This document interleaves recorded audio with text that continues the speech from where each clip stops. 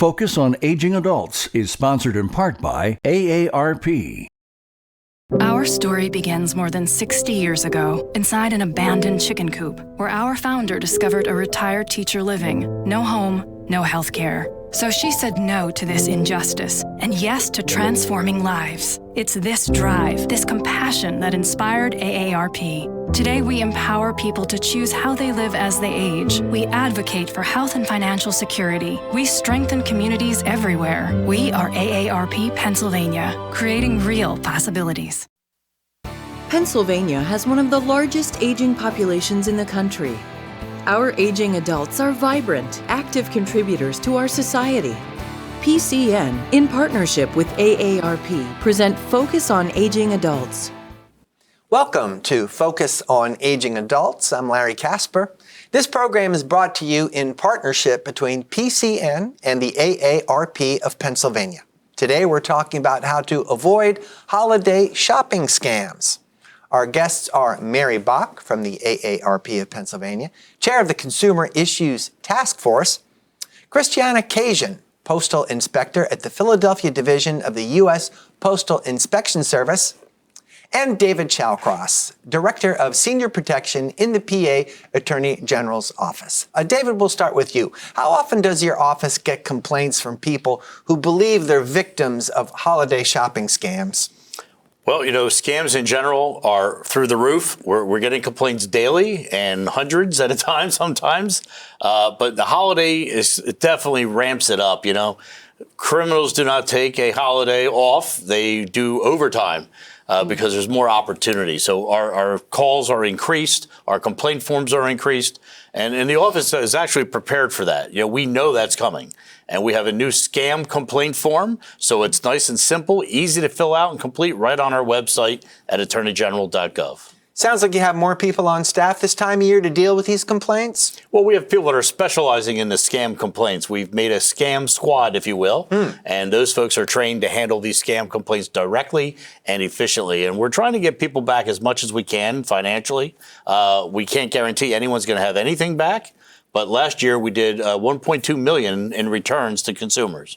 Now, Black Friday is just recent history at the time we're recording this. When did the complaints start going through the roof, as you said?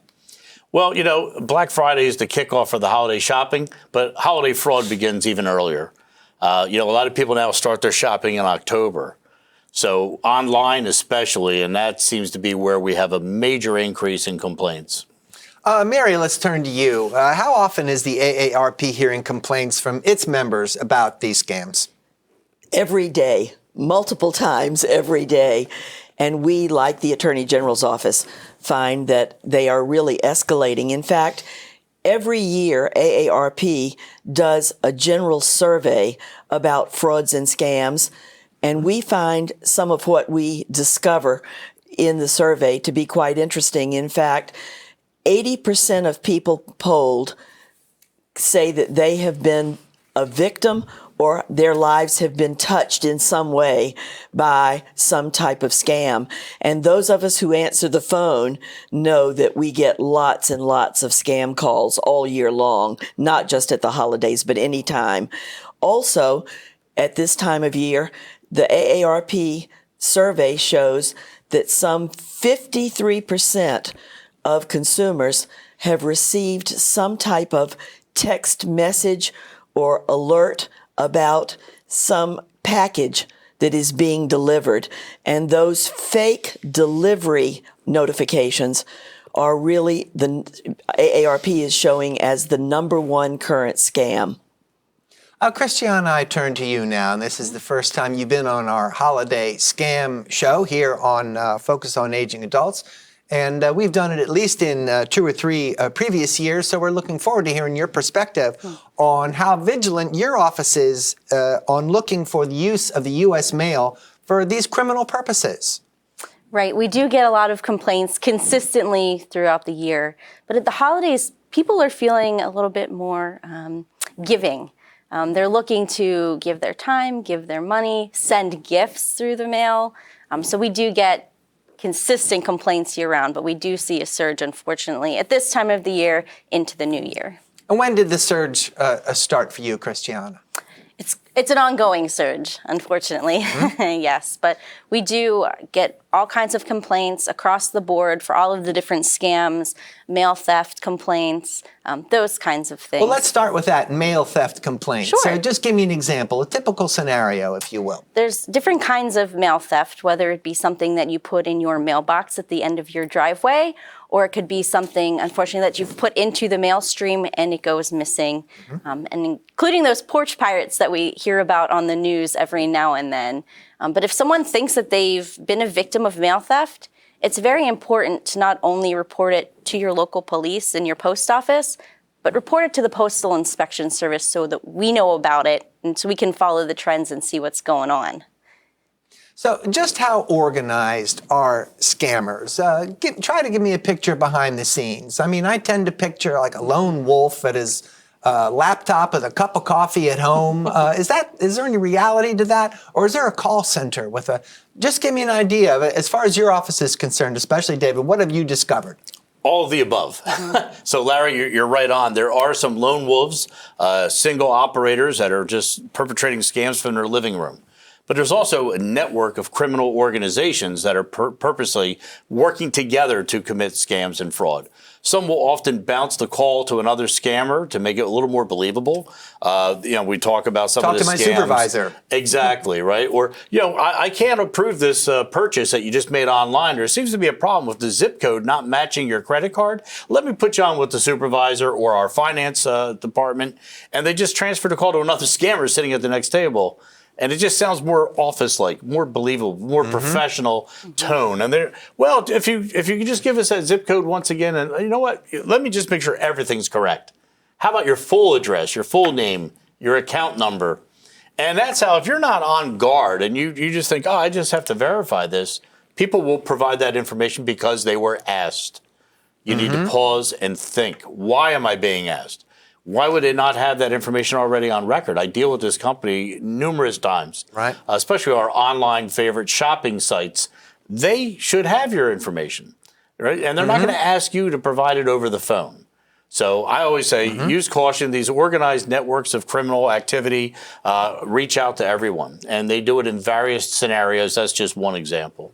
Well, as far as law enforcement is concerned, I mean, I'm sure our viewers would find it edifying if you're able to, I don't want to be overly dramatic, but if you burst into a call center and say, these are all scammers, we have to bring them to justice. Because, of course, our viewers want to know, how often are these people brought to justice?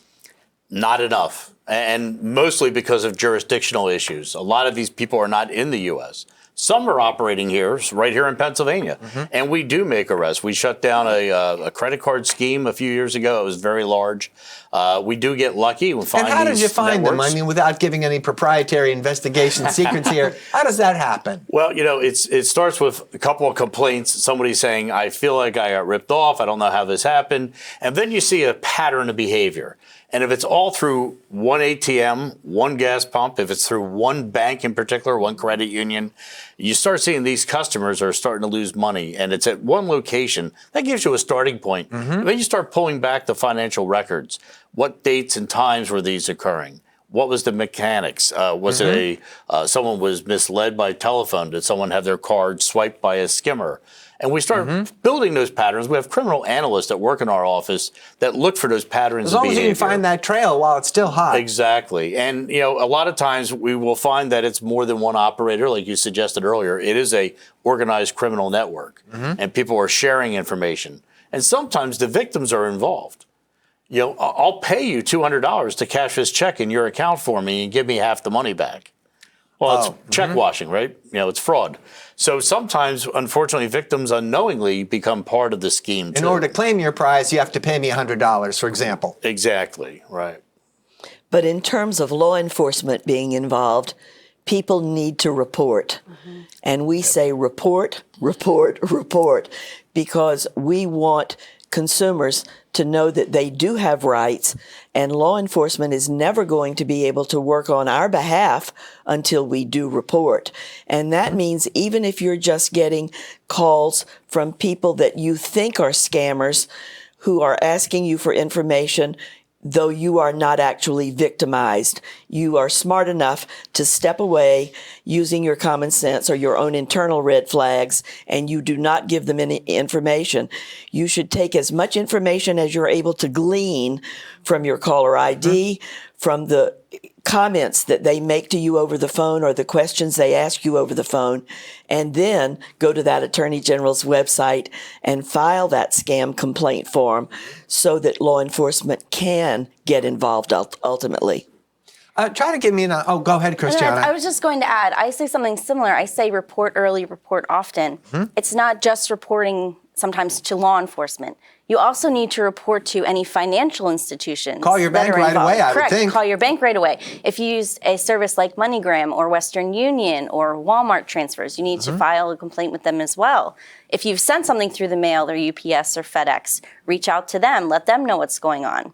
But most importantly, you need to find someone that you trust and talk to them about what's going on. Find a family member, a relative, a friend, someone you can confide in and say, hey, this is what happened. I think I fell for a scam. What do you think about this? Because a lot of the time when we see scam victims, they're scared. They feel embarrassed. They don't want their families and friends to think of them differently. And the first step usually needs to be finding someone you can confide in and talk to, because these scams, you don't just turn it off. Unfortunately, once you've fallen for one, there's a good chance you're going to fall for another one down the line. And having someone that you can confide in and talk to and help you through the recovery process, that's key in moving beyond scams. And we want people to confide in AARP. And AARP has an extensive fraud watch network.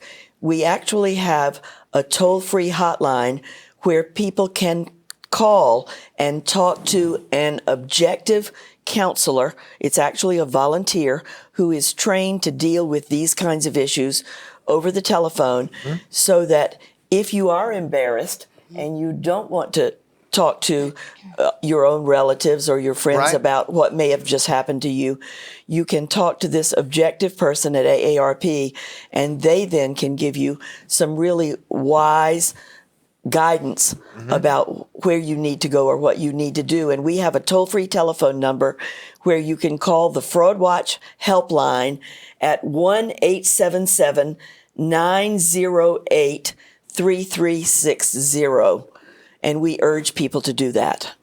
And before we go any farther with the particulars of scams, let's try to get a handle on just how much money people are losing. I don't have a grasp on that yet. Mary, maybe you can shed some light on the complaints you get. I mean, at some point, the question has to be asked, how much money did you lose? Does it amount to $50, hundreds, thousands? Give me an idea. I think it really varies depending on the scam.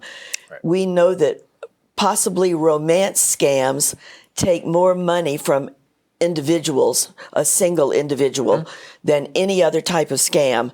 And we hear about people who are caught up in a romance situation that literally send thousands, and I'm talking about tens of thousands, even hundreds of thousands of dollars, because they think they are in love and they are so emotionally caught up in a situation that they just give money just at will to the person that they think they have this emotional attachment with.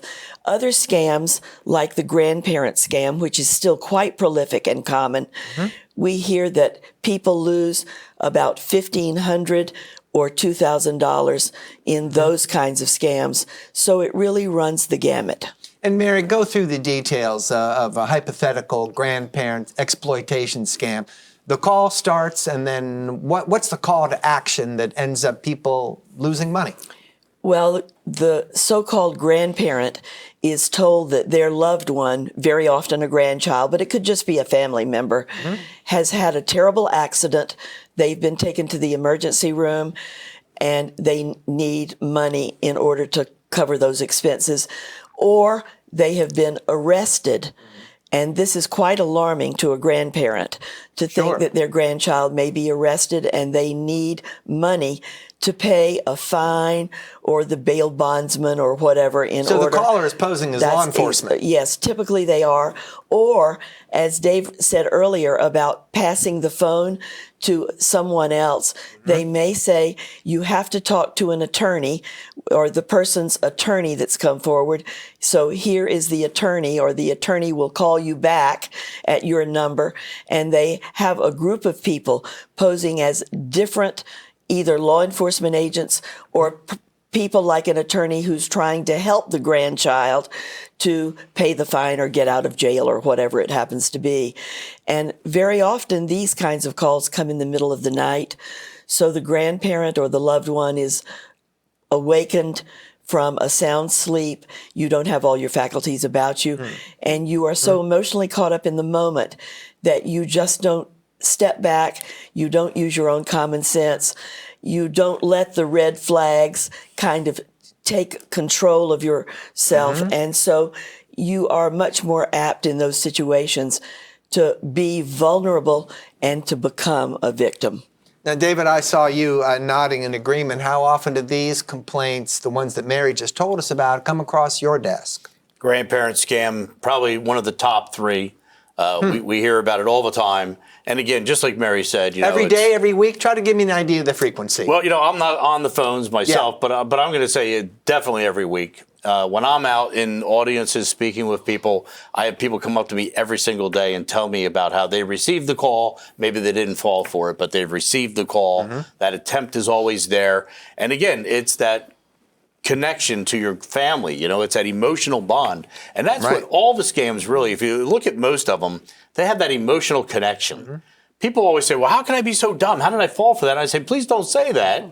It's not about intelligence. It's your emotional trigger. Love for your family, your care and concern. They're going to exploit that. If you won the sweepstakes, joy is an emotion. You're so joyful, you're not listening to the details that you're being told. Fear, you're going to be arrested. You didn't pay your taxes. It's the IRS on the phone. Well, they're not going to call you, but you're not focused on that. You're focused on, oh my gosh, I need to take care of this, because you become emotionally involved. The romance scam, again, like Mary said, and that's not a one hit. They'll drag that on for a year, year and a half, 2 years if they can. That's why people lose more money in the romance scam. It sounds like some time has to be invested in a so-called romance scam in order to establish and strengthen that bond between the caller and the victim. The relationship is cultivated over a period of time. Right. And with AI, it's very easy now for the criminal to do that. Someone's not sitting there dialing all these numbers and speaking to you live. A lot of them are by text and email and social media posts. And artificial intelligence now in our computers will allow the scammer to set up some keywords, and that will automate all the responses electronically on that posting on social media. So when you say, oh, I missed you today, that's not someone sitting there typing, I missed you too, I couldn't wait to hear from you. The computer does it. So instead of having one victim, because the computer knew that the 10 or 20 at a time. Person wanted to hear those words. Exactly. And he mentioned artificial intelligence. And back to the grandparent scam, we have grandparents come to us at AARP and say, it sounded just like my grandson or just like my loved one, because there is so much information now via technology over the internet. And if your grandchild or whoever it happens to be has put some video out, the scammers can take their actual words, put it through artificial intelligence, and then make the message that you receive as a loving grandparent, their words, their voice. And so you really are hearing your grandchild. And that's why you are lured into it even more. And you're more easily victimized because you know their voice. Yeah, and the technology is in place to compound this problem. It just sounds like it makes your office much more busy. And I think it's a really good reminder to be aware of what you have out in public forums. Make sure that if you have social media or if you're putting things out there, that you have it set as privately as you can.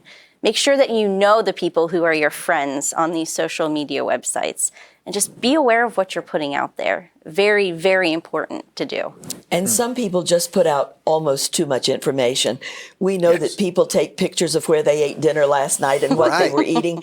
And so the scammers, when they go through this information, they then can make an approach really personalized, because they can say, we know you enjoy eating at such and such a restaurant, and we know that such and such a meal is one of your favorites. And that also helps you in terms of your emotion to be taken as a victim, or to be lured in by them because they know so much about you. And that also counts for during the holidays. People are posting their travel plans, when they're leaving, how long they will be gone. Right. You're just opening the door for someone to burglarize your home while you're away. And while you're out on that holiday vacation, you're taking photos and posting them in live time. People know, well, they're not here. Right. So I can tell he's in Hawaii. Exactly, right? I'd love to be there, Larry, but I don't think they're sending me. But it's the way that people are just so tuned into social media today. You should really wait till you return home to speak about the trip you just had, rather than projecting where you're going and what you're doing. In real time, like you time. said, just wait till you come back. Right. And to piggyback off of that, if you're broadcasting that you're not going to be home, keep in mind, you might not be picking up your mail if you're not home, and you might not be picking up your packages if you're not home. So if you're not going to be home, it's a good reminder to please contact your local post office, make sure that you have a mail hold put in place, or reach out to family, friends, or a neighbor who can collect your mail while you're away from home, so it's not just sitting out there. Well, here we are at the end of 2023, and the year is almost over, and we're getting into holiday shopping again. So we'd like to consider what kind of trends are out there as far as holiday scams are concerned. And one I was reading about has to do with Amazon. And everybody knows Amazon is a legitimate company, but there are plenty of people who impersonate Amazon employees. And I understand there's a scam out there where allegedly you're getting an email from Amazon, you're getting it from the scammer, and it contains an attachment. And then that can start trouble. How does that scam usually unfold from there? Well, it may have a link where they're asking you to click on that link, or they may include a toll-free telephone number and ask you, they may tell you in the email from the so-called Amazon that there is a problem with your order. In order to remedy it, you have to do this. And you have to, either click on the link or you have to call the toll-free number. And of course, if you click on a link, you may be getting malware or a virus put on your particular computer. Or if you call the toll-free number, you're going to get the scammer. And of course, they then are going to try to get your credit card number or your personal information from you. So you don't ever want to click on a link or call that number that they've sent you. You want to contact Amazon if you do have an order outstanding and you are concerned that it may be in jeopardy. Contact them directly at their actual website, the one that you have dealt with initially to place the order. And so go back to your own paperwork to find that out. And that's in your email. The day that you placed your order, you got an order confirmation message by email, and that's the actual trusted source. I always tell everyone, verify before you comply. Use your trusted source. So the confirmation email from Amazon or whoever it may be, the online retailer, is going to be in your inbox that you already have. Don't trust the new message. Either it's by email or by text. And that's the new thing now, Larry, too. We're seeing an increase in text messages saying your package was not deliverable today by the delivery person. Click here to reschedule or to deny the package. They'll give you two links. And both are going to trigger what Mary said, the malware, the spyware, all sorts of trouble. You don't want to be clicking anything. You do not want to be verifying anything by new numbers, new email addresses, or text. Go back to the original confirmations and use that trusted source to contact the company. And we get similar complaints for those kinds of attacks. Phishing and smishing is what we refer to them as. I've heard of phishing with a PH, and what? And smishing, that's the text messaging, so SMS messaging. And what was the second one? Smishing. Smishing. Yes, phishing and smishing. That. So that's when you send the text message, or you receive a text message saying, hey, you have this package, or click this link. The Postal Service is not going to be sending out links. That's just not how they do the business. If you signed up to receive emails from the Postal Service, usually you're asked for a tracking number in addition. And it's always you asking for that. It's not them reaching out to you. And what they're looking for is, the scammers, what they're looking for is that personal identifying information, those credit card numbers, asking for money, for your social security, your date of birth. Take a moment and think, does this make sense? Why would I need to put any of that information into some kind of system to receive a package? Right. Doesn't make sense. So that's taking that extra step and just thinking. It's just a matter of taking a minute instead of doing something impulsive, thinking it over. Mm-hmm. And with scams, it's always about money, our money. And that's why we have to know the red flags and we have to be willing to step away. Now, with this particular scam we're talking about, I want to make sure we're not unduly alarming our viewers here. For example, if they do get an email with an attachment from an Amazon imposter, if they open that attachment, does that necessarily bring any harm? It just depends. Open the attachment as opposed to clicking on the link. See what I mean? Opening the email or opening the text message? Opening the email and then opening the attachment. Are you still okay? And then you get into trouble and you click on the link. Is that right?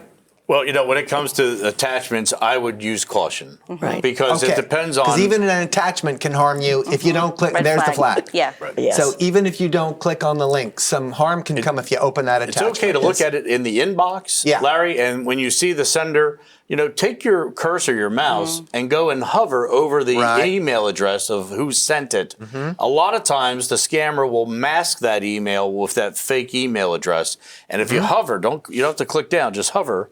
Sometimes the true email address will forward to you, and you'll see that it's not the legitimate site. But I always say, when in doubt, check it out. Don't just move forward on opening an attachment until you've verified the sender is who you believe it to be. And a real red flag, if you see in any website a company like any of the big box stores, any of the really well-known retailers that do big business online, and we've mentioned Amazon several times, if you see any bad grammar, any kind of thing that's an anomaly at all of these large companies have entire floors of people, just bucket loads of employees that do nothing but work on these websites, and they are meticulous about their accuracy because they know they're ultimately responsible. And those are red flags. Even if it's just a couple of periods or commas out of the way, that something could be wrong here, and that's a red flag. So do your due diligence. We as consumers sometimes are too hasty. We're too lax. We don't pay proper attention. And because the scammers sometimes are so very good at what they do, we have to be more vigilant as good customers to make sure that what we are trying to accomplish is in fact correct. And Mary, you're right on target. That's a great thing to look for. Unfortunately, with today's artificial intelligence, they're remedying that. The scammers have perfect English and punctuation and grammar because the computer is writing the script.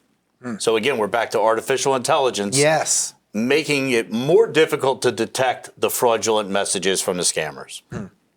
Here's another variation on an Amazon scam. In other words, someone who's impersonating someone working for Amazon.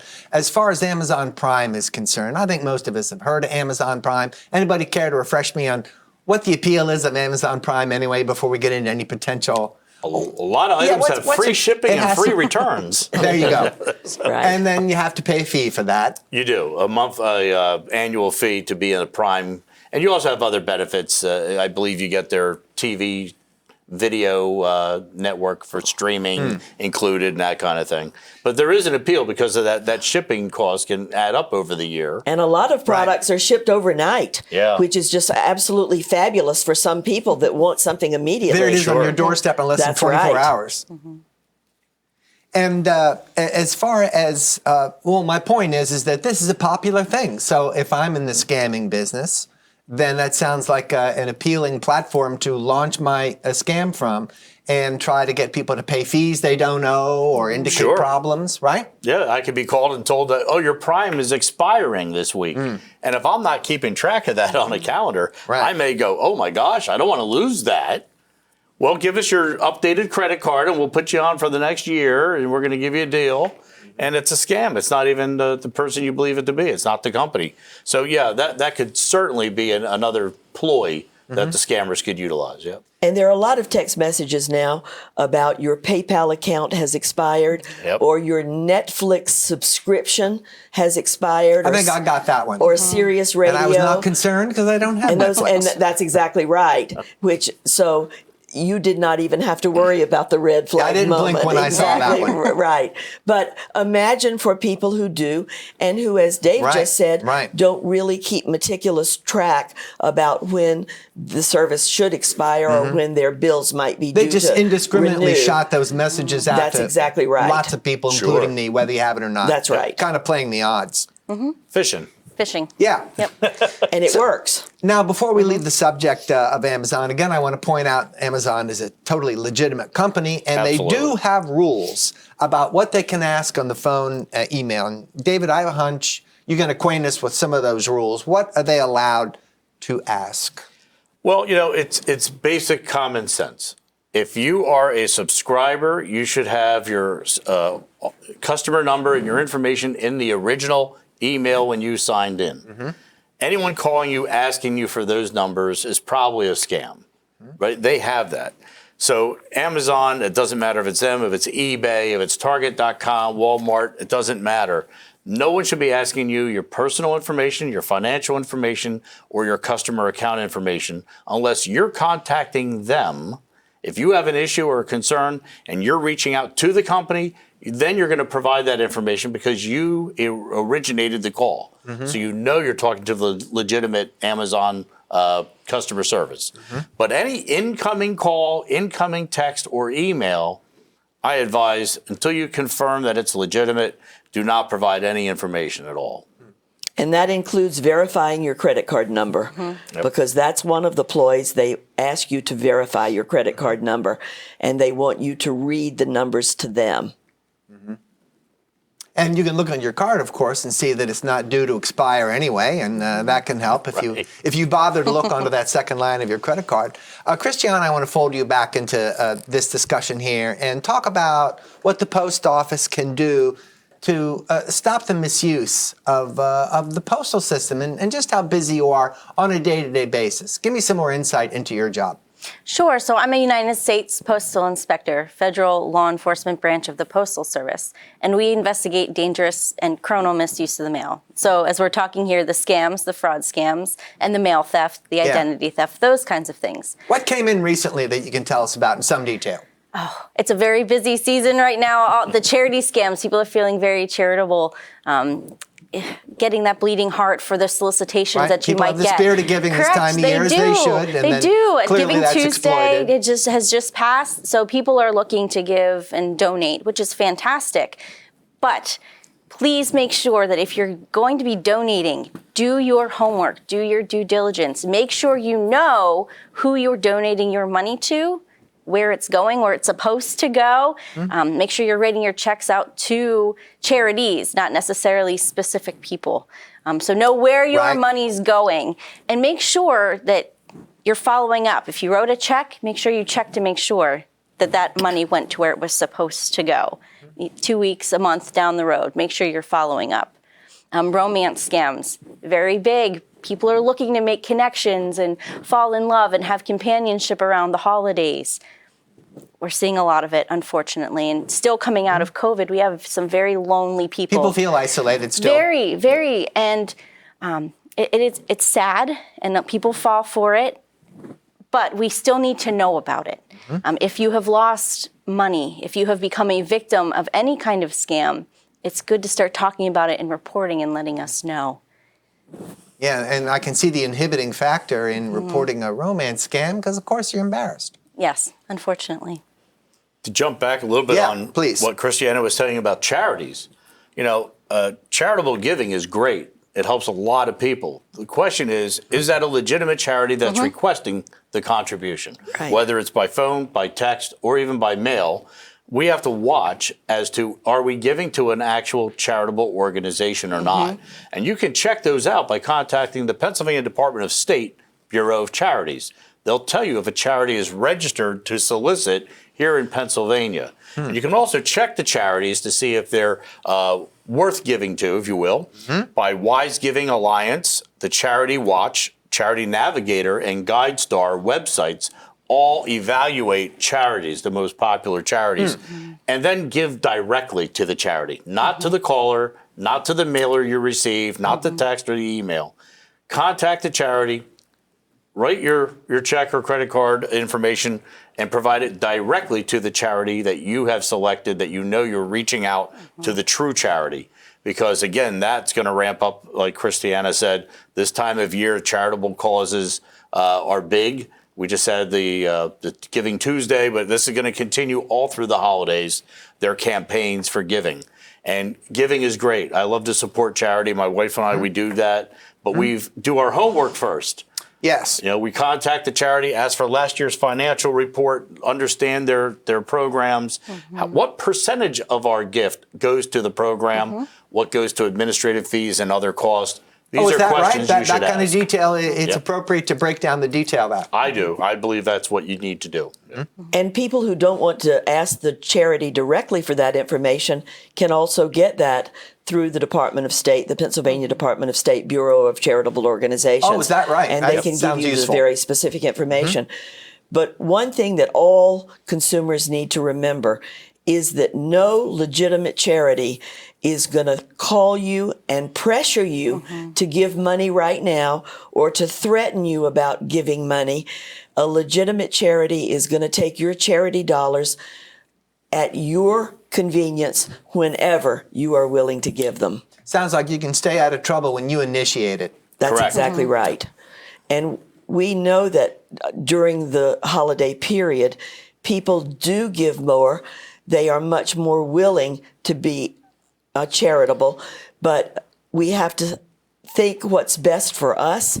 There are actual charities now that you might want to give to once a year, and once you give them some money, you find that every month you seem to be getting a solicitation saying it's time for you to give more money or more money or more money.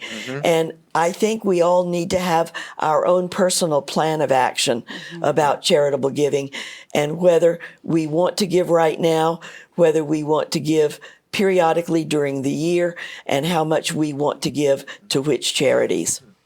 Mary, I have so many free address labels. I'm going to wallpaper my living room, right? Because you're exactly right. They will start to hound you.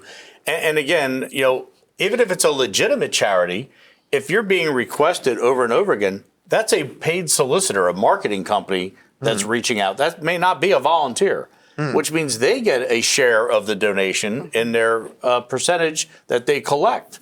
They're paid on commission. So now your whole donation is not going to the charitable cause. Some is going to the marketing people that are calling or mailing to you. Be aware of that as well.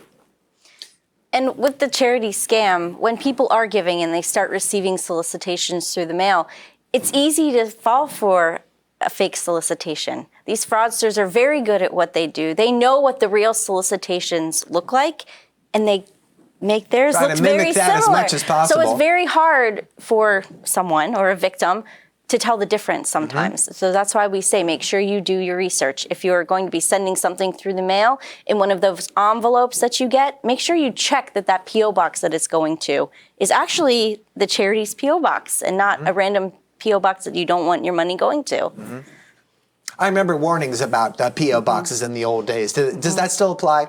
It does still apply. You should always make sure that you know where you're sending your money or your information to.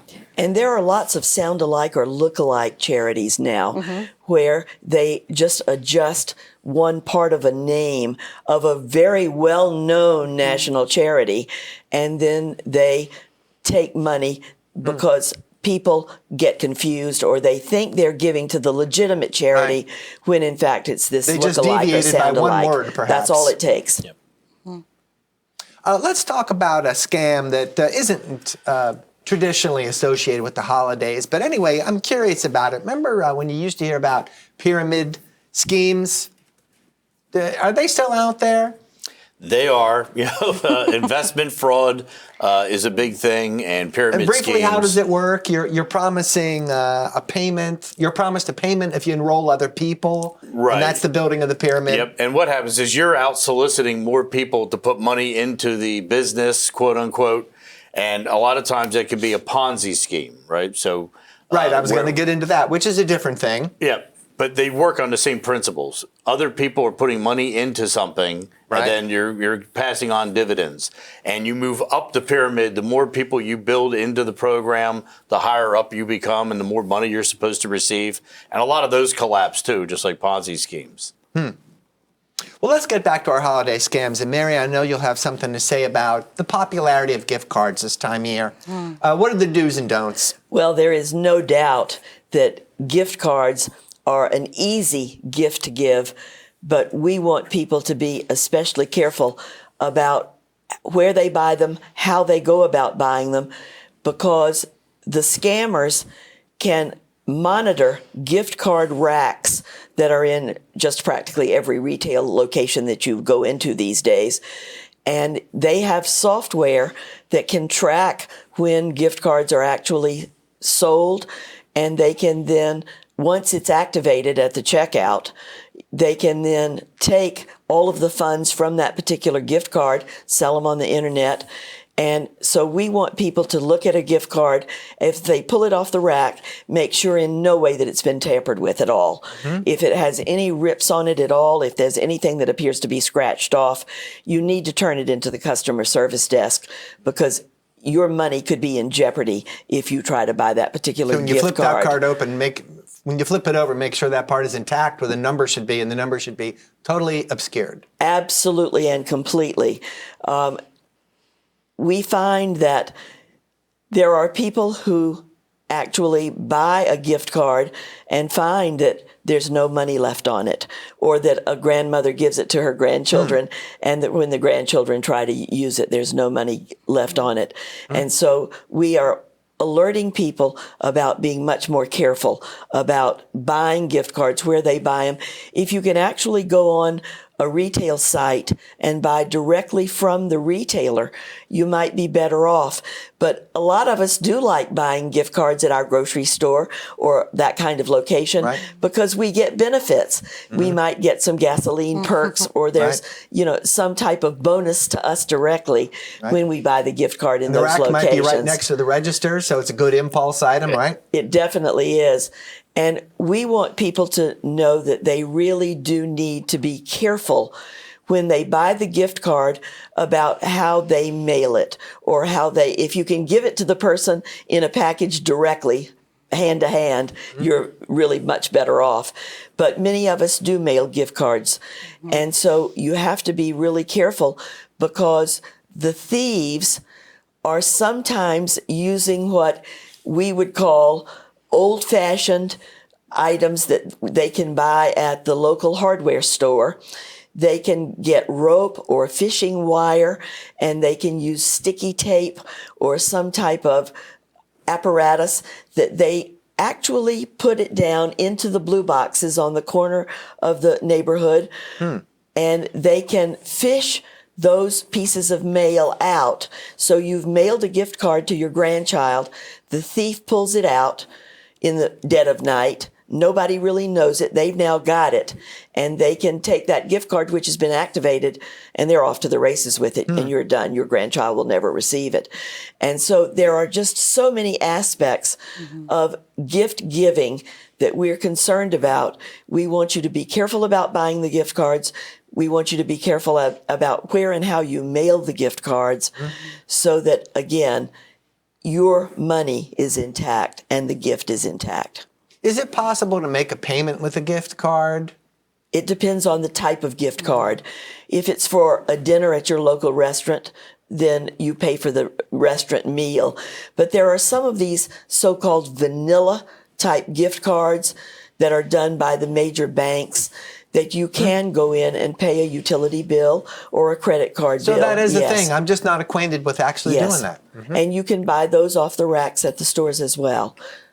They're the preloaded cards where you load the amount of money that you want the card to be valued at I've heard of that. Yeah. ahead of time, and then that can then transfer those funds to another entity.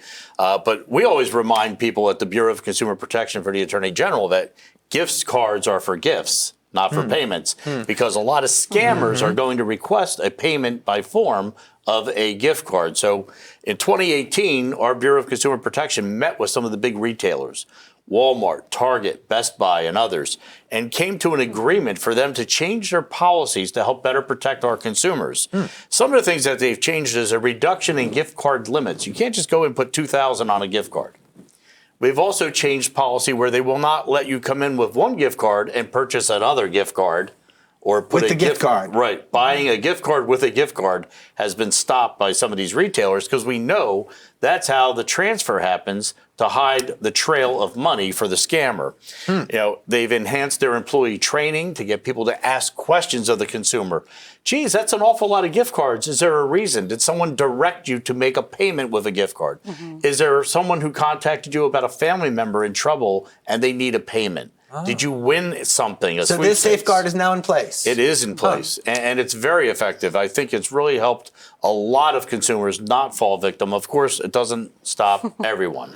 So we want you to be remembering gift cards are not for purchases and for payments. It's for gifting. Now, we like hearing this, David, Yes. because otherwise you can feel so helpless. And actually, there are retailers that have signage posted at the checkout register to alert consumers about scams involving gift cards or what scammers may be telling you or saying. So retailers are becoming much more proactive, knowing that they need to protect their They're customers. aware of the abuse, potential right. abuse. But unfortunately, we still do see scam victims going through with the purchase of the gift cards. And a lot of the time, the scammers will ask the victim to provide that number on the back after they scratch off that foil. Victims don't understand that once they've given that information away, the money's gone. It's not still on that card. Victims tend to think that if they still have that card in their hand, they still have control of the funds. And unfortunately, that is not the case. So if you think that you're buying, gift cards and you're safe if you still have it in your hands, if you've given that information away, you have lost that money. And scammers are well known to tell the victim what to say when the consumer guides are in place. So the retailer may ask, did someone direct you to buy this? And they've already been coached by the scammer to say no. So if you Or to have give a to story. think, that why is someone telling me what to say when I'm being questioned? That should be your biggest red flag, Mary, right? You I was looking at that red flag too. I'm glad you picked it up. Someone's directing you to lie, that should indicate right away you're involved in a fraud. And this is not the way to go. And again, we want to remind people that the rules on gift cards and giving and the information is available at our website at attorneygeneral.gov. And they can go there and look and read more about these things before they go out and do that holiday shopping. And AARP also has a wonderful website with lots of tools and tips about so many of the different scams. And anyone of any age can use AARP's website at aarp.org. And if you go to aarp.org/fraudwatch, you'll see pages and pages of information about all kinds of different scams, the do's and don'ts, what to look for. And we want people simply to be aware because we know that education is key. And at AARP, we always say, if you can spot a scam, you can stop a scam. And we're doing everything we can to stop scams with people of any age. And I'm just going to throw in, while you're taking the time to look into those websites, please look into the Postal Inspection Service website, uspis.gov. Yes, we have all kinds of information about all of the different scams, as well as ways to protect yourself and your mail from potential theft.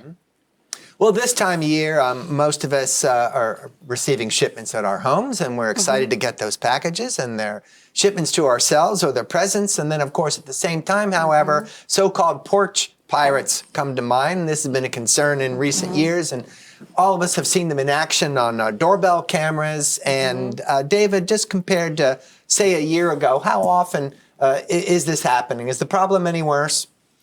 I believe it's increasing. I really do. As a matter of fact, I just saw a an announcement by a local police department in my community where they've gone to a point where they are now allowing their residents of their borough to ship their packages to the police station for safekeeping until they get home from work or home from shopping, and they can walk in, show their identification, and receive their packages from a secured room at the police headquarters. Now, I know not every department is doing that, but I applaud that And you got to have the agency. space for it too, of course. Right, you have to be able to facilitate that. But what a great idea. They're taking the opportunity away. You know, crime has the triangle of crime. There's desire, ability, and opportunity. When you remove the opportunity, you prevent the crime. So not leaving your packages sitting outside is taking away the opportunity for them to be stolen. Have them sent to a secured site. Have a neighbor or someone you trust pick them up when you get the alert that it's coming. Send them to a locker. A lot of companies now offer a locker facility at grocery stores and hardware stores where Amazon, eBay can drop the packages. Even CVS pharmacies accept UPS packages now for their customers. So look for an alternative than leaving it outside all day. There are a lot of the copy stores or these mailbox places that are in various malls or strip shopping centers around town that allow those kinds of services as well. So there are many, many places that would allow you to have your package shipped so that with your own personal identification, you can pick them up. And consumers need their own contingency plan because many of us are not home all day and we may be receiving packages, and we need to make sure that they are safe because the companies are not responsible. If your package has been delivered and it's stolen by a porch pirate, there is nothing that the company can do about it. And the company can suggest to their customers that you require a signature, because if you require a signature in order to receive the package, then the company is responsible for the delivery of that package. And it's always a good idea to make sure that you have somewhere not as visible from a sidewalk or from a road for the delivery professionals to put a package that's being delivered, whether that be some kind of planter or some kind of shrubbery. Could you ask them to go around the back, for example, or is that too inconvenient? You can leave a message. You can always make some kind of request. Really, it depends on how much time and what they have going on. We have to keep that in mind. But if you give somewhere convenient that obscures the view of that package from the street, that takes away some of the opportunity. If it's not in eye's view, that scammer, that thief is more likely to keep walking by until they see something that's very easy and won't draw a lot of attention for them to go up and take it. Is the thief looking for the delivery truck, or is he just going down the street and looking for the package already on your doorstep? It depends. It really, truly depends on the opportunity. Is the street busy? Is the mail person out there? Or the carrier or someone out there, have they noticed somebody following them? And that's actually a really good thing too. If you have the opportunity, keep an eye out for those delivery people. And if you see something shady, please say something. Please report that. If you see a car following closely behind that delivery person, make a call. It's something shady that you wouldn't normally see. And certainly if you see someone taking something off a stoop or from someone's home or their mailbox, that's something we would all like to know about, meaning law enforcement. In other words, neighbor to neighbor. Yes. Look out for your neighbors. That's right. And on some of the doorbell cameras that the news has shown from time to time, you can actually see the perpetrator following the delivery truck, down the street. So it certainly is happening. Here's something else that's pleasant to think about around holiday time, and of course that's traveling to some exotic spot somewhere in the globe, maybe Hawaii, some other warm climate. And what kind of scams are out there to, again, take advantage of whatever kind of sentiment you're feeling about taking a trip like that, because you have that emotional connection. Is that a thing? Is that very common? Too good to be true deals. Yep. There are many deep discounts on vacations? Many deep discounts, but deals that might pop up on your computer as you're scrolling through and you're looking at hotels or you're looking at vacation locations, and all of a sudden you start getting pop-up ads, and these deals, again, lure you in. They sound so wonderful. The pictures are all terrific. Maybe you're looking for an Airbnb or some type of location that's not your standard mainstream hotel. And there are fake ads. They will ask you for a deposit. They may ask you for full payment up front for the week's stay. And you may make all of your arrangements based on everything over the internet. You may actually fly to the location and it doesn't exist because it's all been fake. Or someone else is in the home because they had the legitimate rental.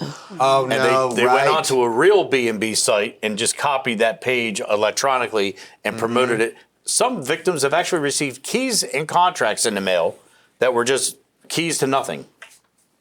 So there are too many things here that could go wrong.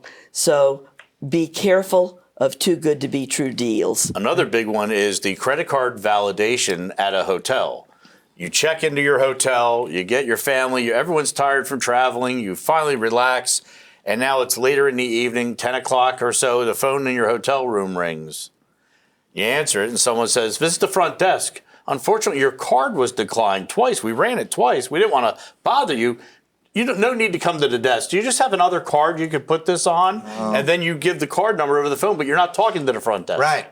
So that's a big scam as well. So we have to watch our travel. We have to watch our gift giving, everything. It's almost sad that we have to have this program today, Larry, but it's very valuable information. I hope that the listeners respond well and check these things out before they go out and enjoy the holidays. And things can happen to anybody, anywhere. And I'll tell you concerning this credit card validation at a hotel, the hotel where I stay frequently in Harrisburg has had that happen twice because they told me it did.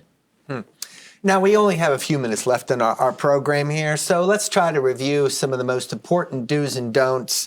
Mary, you go first. Take about 30 seconds or so, what you'd like our viewers to remember. We just want people to do their homework, whether they are buying something online, whether they are giving to a worthwhile charity.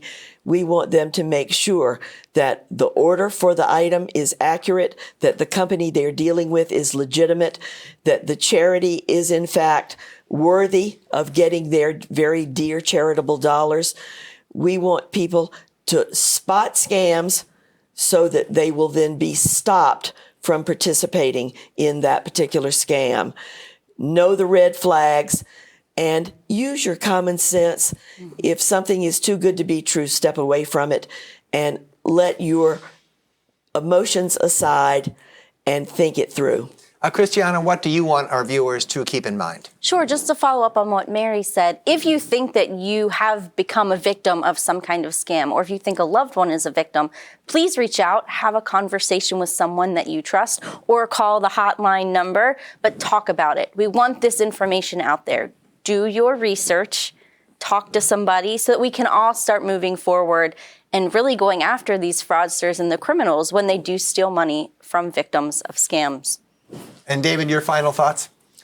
Well, again, verify before you comply. Anyone directing you to buy a particular type of form of payment or a gift card, verify that it's legitimate with the trusted source.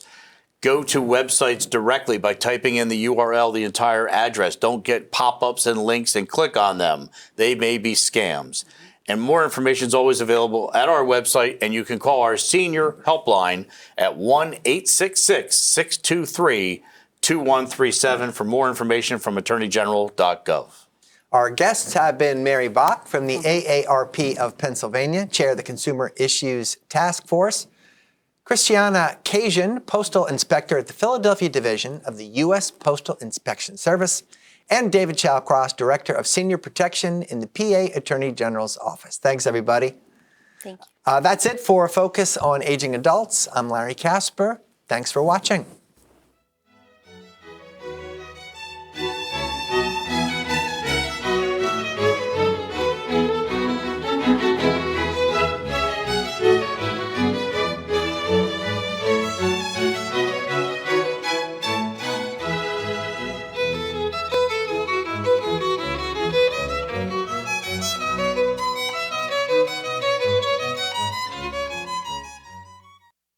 Our story begins more than 60 years ago inside an abandoned chicken coop where our founder discovered a retired teacher living. No home, no health care. So she said no to this injustice and yes to transforming lives. It's this drive, this compassion that inspired AARP. Today, we empower people to choose how they live as they age. We advocate for health and financial security. We strengthen communities everywhere. We are AARP Pennsylvania, creating real possibilities.